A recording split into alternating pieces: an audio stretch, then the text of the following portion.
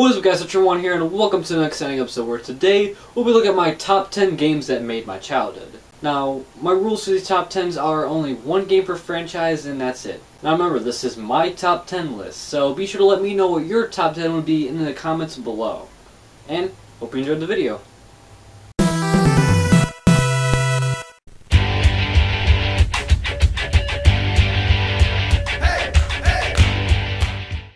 Let's start this video off with a wild card. Shrek Super Slam is one of those games I simply adored as a kid.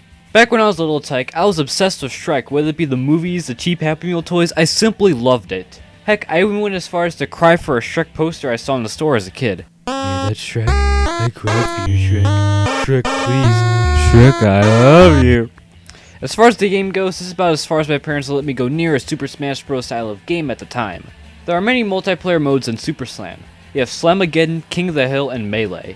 King of the Hill is a mode in which players must fight to stay at the top of the hill the longest. Melee is, well, melee. You fight to the death in an arena. Slamageddon is when every single attack is a slam and it rules out to utter chaos. I love this game, so much that I even bought the Game Boy Advance version, which was immediately the worst decision I've ever made. Hey, come on over, have some fun with Crazy Taxi!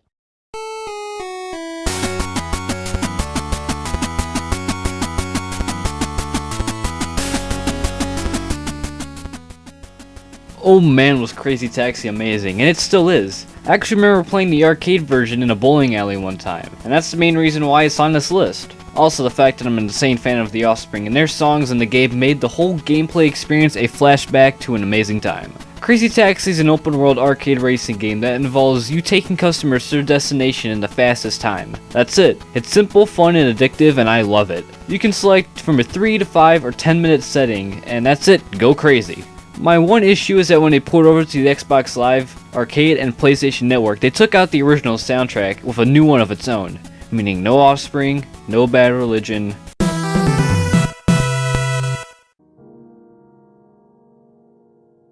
This next game was kind of a tricky one for me. Minecraft was one of those games I hated at first. I didn't understand it. I thought it was one of those games that would be very popular at first and then slowly fade away. A friend encouraged me to try it, and when I did finally play it, I was hooked. I couldn't stop playing for the life of me. Whether it was creating castles or going on epic adventures in the caves finding good loot, Minecraft was amazing. I wouldn't and couldn't stop playing until my computer died, and that's the end of that story. But still, whether you play it on the console or PC, the Minecraft experience is never lost forever, with each update and each save file always giving you a new way to play. And that's why Minecraft is number 8 on this list.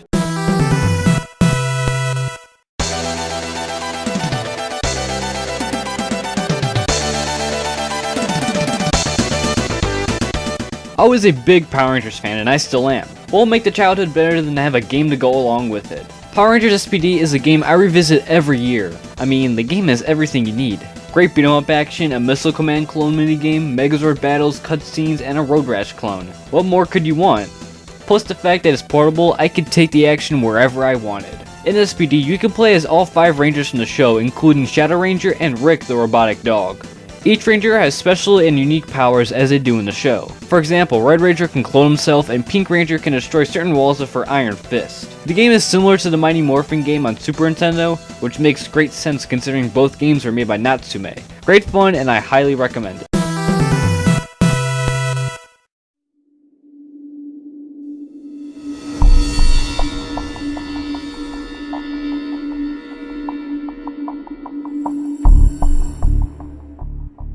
Call of Duty 4 Modern Warfare was the first FPS game I've ever played. The fact of shooting a gun in a video game was just as mind-blowing as playing Game Boy games on your GameCube for me at the time. Call of Duty 4 was big. It was so big it even got ported over to the DS and the Wii. No joke. The game alone created the Call of Duty montages.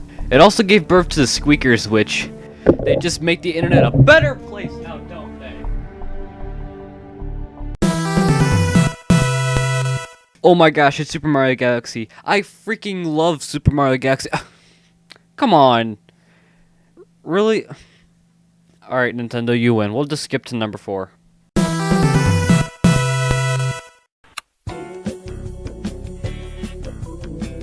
Number 4 is the game I played the most on this list. Backyard Baseball 2005 is one of the best baseball games I've ever played. Being a big baseball fan, this game made my childhood. You can create your own character and set up the best baseball roster in history. The game is full of wacky power-ups and just a whole new crazy way to play America's pastime sport. I'm a big fan of the whole series, but this was the highlight of them all. Sadly, the series is pretty much dead now except for a new mobile game which overheats your phone like crazy. I wish we would get a new console backyard game. Heck, I'd even buy it if it's on PC. One can dream. If you're going to play any of them, pick Pablo Sanchez as he's the most OP character in the whole game, and if you're not using him, you're doing it wrong.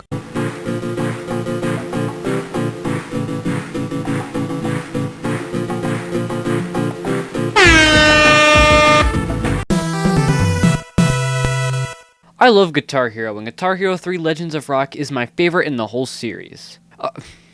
Not this crap again. I'd even use any copyrighted music, like... Alright, whatever.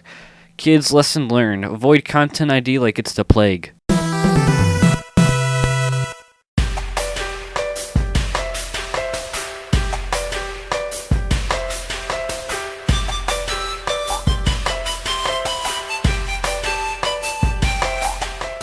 The next game on this list is one that I have very vivid experiences with. That game would be none other than PacMan World 2 for the GameCube. I very vaguely remember playing it before preschool not being able to get past the first level, and now I know why. This game is pretty difficult.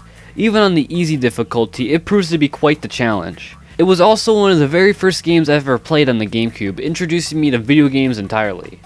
PacMan World 2 involves Pac-Man on a journey to return the golden fruit back to the golden tree because it's special or something. You can control Pac-Man on a linear 3D plane in which you will find various tricky platforms and many collectibles for all you completionists out there. The camera, on the other hand, is okay. Just okay. It won't be much of a hassle, but in some type pathways, it will become a hassle. Overall, I feel this game holds up very well today, and while I'm not here to bring you an in-depth review, I can say that it is worth your time if you can find it for cheap. Also, some copies of the game came with a bonus game known as Pac-Man Versus, a very fun party game that utilizes the GBA link cable. One person controls Pac-Man on the GBA while the other 3 players control the Ghost. Although it was very fun to play with friends and family, I never played it until recently, because I had no friends and also the lack of a link cable might have been the issue, but still, kinda bummed out now.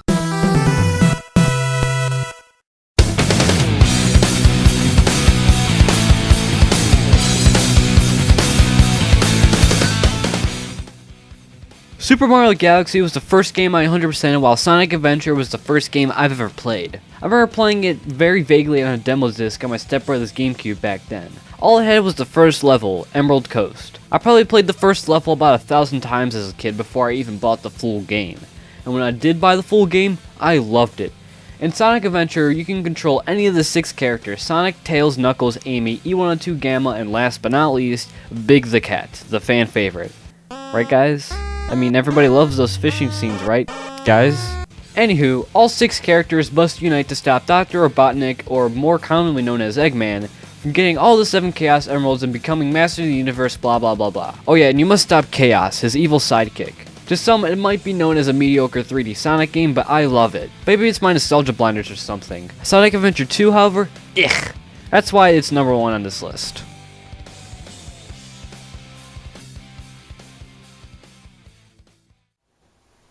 Thank you for watching my top 10 video. I have more of these to come, and yeah, I hope you enjoyed the video. Be sure to hit that subscribe button if you feel entitled to do so, and let me know what your top 10 would have been in the comments below. I'm RetroOne, and I'll see you guys next time.